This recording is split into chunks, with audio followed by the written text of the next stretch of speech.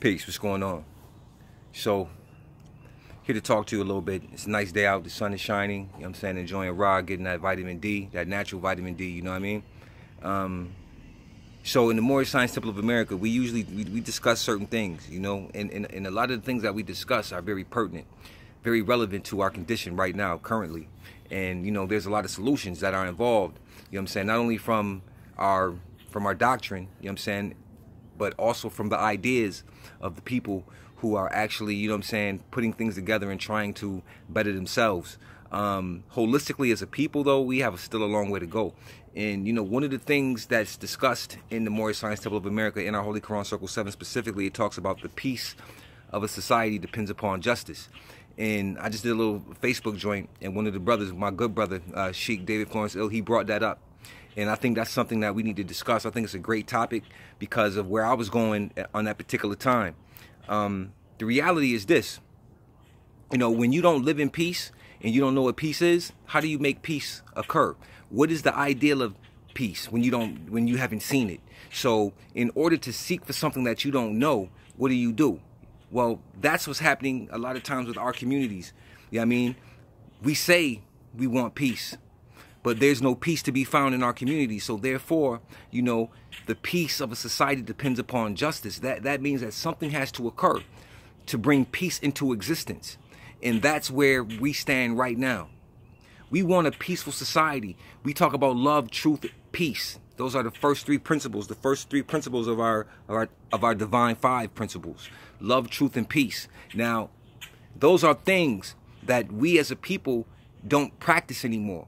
These things have been removed from us through a manipulation process, through a process of psychology and a process of warfare. These three things have been systematically removed. We're traumatized because we don't have love. You understand? Because we don't know truth and we don't have peace. And these are necessities. You understand? Love, truth, and peace. These are necessities, and these are also names or attributes of the one creator. You see what I mean? So when we think about this, when you think about justice and what justice entails and what it really means. See, justice has different meanings for different people depending upon who you ask.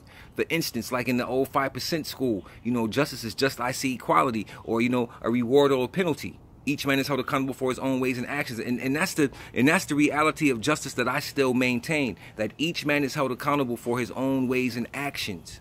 There's a justice behind that, which could be a reward or a penalty. You see what I mean? So when you think about that, and you think about our condition as a people, and we think about that phrase, that peace dependent upon, you know, the peace of a society dependent upon justice, what are we doing? And how are we going to bring peace back into our communities? How are we going to bring love and truth and so on and so forth? Again, these things are correlated. See, when you have divine love for yourself, and when you understand the divine love, see, Allah is love. And when you understand Allah's love and you understand the divine connection between you and Allah, that ladder that goes from matter to divinity, then you begin to understand the role that you play. You see, your job description is being made known to you. You see what I mean? And with that love, that's the truth, because Allah is truth. Truth is art. Art is Allah. And another name we give the truth is holy breath. And holy breath is that which is in man already, spirit. You know what I'm saying? And you can transmit that spirit into word, into language, so Allah can be felt through the creation. And it's the same thing with the science of justice. A lot of times, we hear this term used and we look at our communities and we think on a mystery. See, a lot of us are still waiting on mysteries. We still have a Christian type of thinking. We're waiting on a mystery. We're waiting for Allah to come down from the sky and do something spectacular. But you got to know and understand that the Prophet, as well as other ancient schools of thought, taught you that the creator that you're looking for in the sky is already inside of you. It's a part of you already. So you're seeking in the wrong place for salvation. You understand what I'm saying? And you're actually being irresponsible by seeking in the wrong place for salvation. That's just another form of slavery when you're seeking outside of self. But that is what religion has taught man. See, there's a difference between religion and spirituality, as we all are beginning to understand and see, you know. So the peace of a society depends upon justice. Now look at our communities. There's no peace in them. So again, I say, how do you bring peace when there isn't any? You understand? And justice. How do you exemplify justice? Are you going to wait for a law to make justice happen? Or do you recognize and understand that Allah uses his creation to aid his creation? That Allah speaks to man in two ways, through a still small voice, you know what I'm saying? And through his creation from man to man. When man sees man, he honors Allah, and so on and so forth. So you have everything it takes to change the condition. But you've been conditioned to think that justice is something that's spooky, that it can only take place from the ethers and so on and so forth. But you got to remember, justice is an angel, and justice will catch you. But you got to also remember that an angel is a thought of Allah manifested in human flesh. So don't say that justice is an angel and that it will catch you, and knowing and understanding that an angel is a thought of Allah manifested in human flesh. So that means whatever this angel is, or whoever this angel is, it is a human being.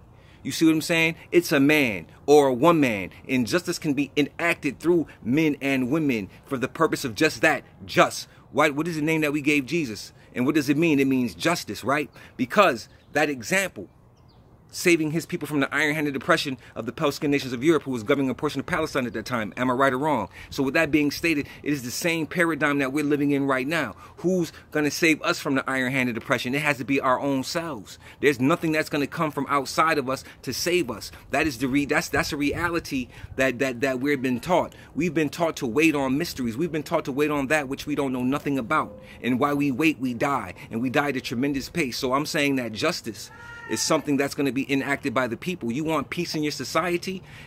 You're dealing with physical people, so it's going to take a physical manifest to bring that physical justice and that peace in. Like Karis once said a long time ago, negativity comes with a 22, positivity comes with a 45. The analogy is a great analogy, you know what I'm saying? But I might not see it that way with the tools, with the heat or whatever, but I understand the analogy, and that's the same thing I see. You know what I'm saying? In order to bring peace, you have to put peace in place. In order to do that, you have to remove what is ever in place then, and remove it and put peace in place. And that's a process. And that's not going to be something that's taken lightly. It's something that's going to be done easy. So the peace of a society depends upon justice. Who enacts the justice? And what does the justice mean? And how is it enacted in the community? In our community, what do we do? In order to go into the world, in order to go to the world as a society or as a nation of people, we have to be clean. There's some things that we have to do to clean ourselves up in order to go into these other nations. And one of these things is called having justice implemented. You know what I'm saying? And justice enacted. And what that means is that anything that is counterculture to the condition, to the salvation of our people, it has to be removed, because that will be the absence of peace. Anything that's contradictory, that will be confusion. And Allah is absent of all confusion. Allah is peace. So we have to bring that back into existence. And with that being stated, peace and love.